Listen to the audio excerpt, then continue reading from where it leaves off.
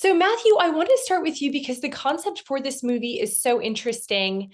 It's two of the greatest minds in history coming together to debate the existence of God, among other things. Share a little bit about how this story came to be and why you wanted to bring it to the big screen. I I am I should say the son of a psychiatrist. So that actually didn't draw me to doing it. It sort of made me want to run away from it in a sense, but I was intrigued. I was intrigued by Freud. And Lewis, I grew up, as you like saying, I wasn't a son of a pastor, but I'd read all the books, and it was a big part of my youth, in terms of the storytelling aspects and my respect for him as an author. I didn't know as much about him as I would come to through this whole process. But as much as I was interested in both of these great minds, I was also interested in the themes that this presented. I think that's what really drew me to this. When I first read the play, I wanted to, I wanted to try to see audiences engage in a conversation that I think that they're right now. I think society kind of frowns upon an open dialogue and an open dialogue with respect, and I wish there was more of that. So this seemed like a really good opportunity to have this conversation, which seems like the question of our time, which is religion and science, and how they what their relationship is. Well, and Matthew, this movie draws from Lewis's works for the conversation, most notably where he talks about longing and suffering, which of course is from the problem of pain. And then he also talks about Lucifer, which is the Screwtape Letters. So there's Yeah. some kind of fun, Easter eggs in there. Talk about the research that went into preparing for the role of Lewis. Did you really examine his work and his life, or what was that process like? Yes, very much.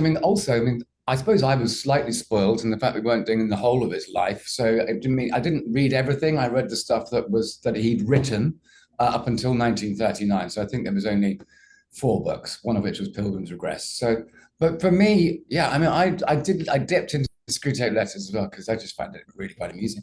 But the book that gave me most, I suppose, in a way, was his 1955 book, which was Surprised by Joy, where he gave me because if you most of us are built in childhood, a lot of the sort of stuff that happens then has bigger ramifications in it.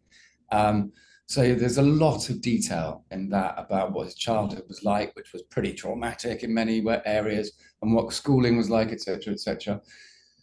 And then you slowly build this profile, and then you know what you've got to throw it all away in a way because then I'm dealing with the script and this other character, and I don't know, once you sort of got done the research and it's inside you, then you can react. It's a difficult thing to explain. I'm just trying to get his humanity onto screen, and I think I did a fairly good job. I don't know. Yeah, yeah, yeah. I thought you did a fantastic job. And the dynamic with Freud and Lewis are so interesting and they're so central to the film. How did you work with Anthony Hopkins, who interestingly enough played C.S. Lewis before? Oh yes, that's the elephant in the room, my love. Yeah, that's the thing that scared the hell out of me. It was like not only am I working with Tony, he's one of my favorite actors of all time, and this is one of my favorite performances in Shadowlands. But he's also sometimes you should meet your heroes because he is so generous and wonderful and kind and surprising, and every take is different, and he's done so much research as well. And then you come and so once when and Matthew's direction was just cracking as well. So we were just, it was a very safe space to make some mistakes, etc. And if I could have them both back again, I would in a heartbeat. I loved it.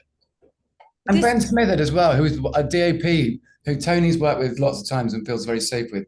And I just think he's one of the most talented men around. Yes, I mean, it was so interesting on so many levels. And Matt, this one's for you. This movie, and you kind of mentioned this before, it reflects in a lot of ways our modern times and how the world views Christianity. Freud kind of laughs at Lewis's view of sex. For example, he condemns Christians as hypocrites. He's really struggling with a lot of things. What can modern day Christians learn from the way Lewis engages Freud on a very respectful and intellectual level?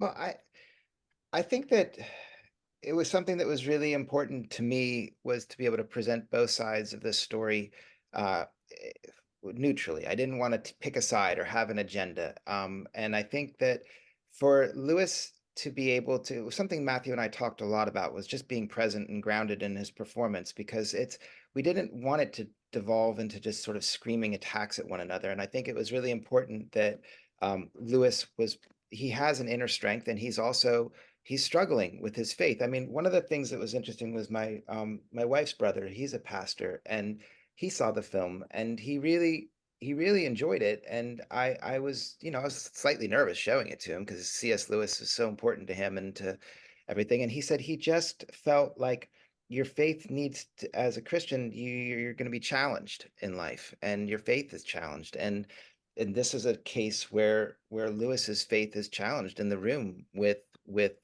Freud, and he doesn't he goes through this process with an openness and an inner strength that he relies on. And I think that to me was portrayed in the performance by Matthew brilliantly. Absolutely. And that it's okay to doubt. It's okay to have questions. And that's not a message we get a lot in the church. Yeah, no, I think it is. I mean, you can question your faith, and that's an important thing to do, I think, or so I've been told.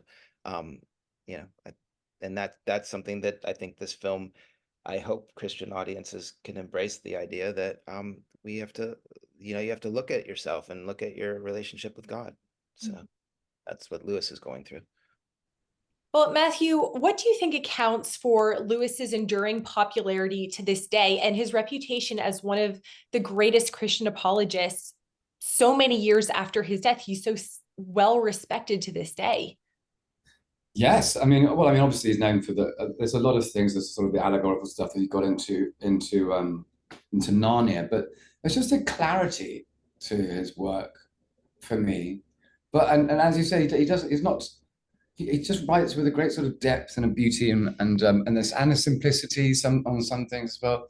I haven't read all of his works, obviously, so I feel like I shouldn't make too much of a comment on it. But the stuff that I've got has sort of gives me little chills sometimes. So it's just I mean, why is Shakespeare still performed? Because he manages to get into our heads with commonalities that are still the same now. So, and faith, if you do have faith and you are questioning, of faith, Lewis is going to be relevant, and life is cyclical and it's never going to change. One question about Freud really quick. He describes himself as a passionate disbeliever who is obsessed with belief and worship. I thought that was so interesting because his interest in various world religions and Christianity is really kind of ironic. So how did you interpret and represent that aspect of Freud's character?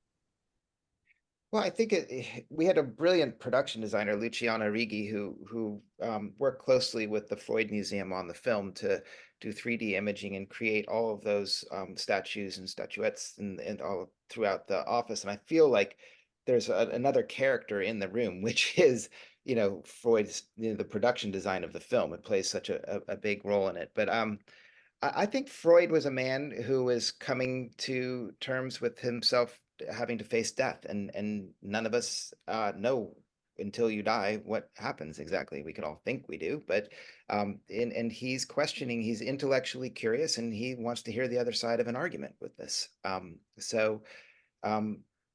Yeah, I think it is ironic that he would be so interested in all these different religions, but that's who he was. He was an intellectually curious person, and I encourage everybody to be intellectually curious. It's good thing. Well, Matt, especially, bringing this play to the big screen, what insights did you gain about Lewis's perspectives on faith and reason that you think audiences will really relate to? I mean, to me, I guess I've personally taken away that science and religion don't have to be enemies, and that's what I hope. That there can be conversation, and that we can take things from, we don't have to be so extreme on both sides, and that there can be some middle ground, and might be actually to the benefit of humanity if there was. So that's what I hope. It was nice to meet you guys, and have a Merry Christmas. Yes, Merry Christmas. Have a fantastic time.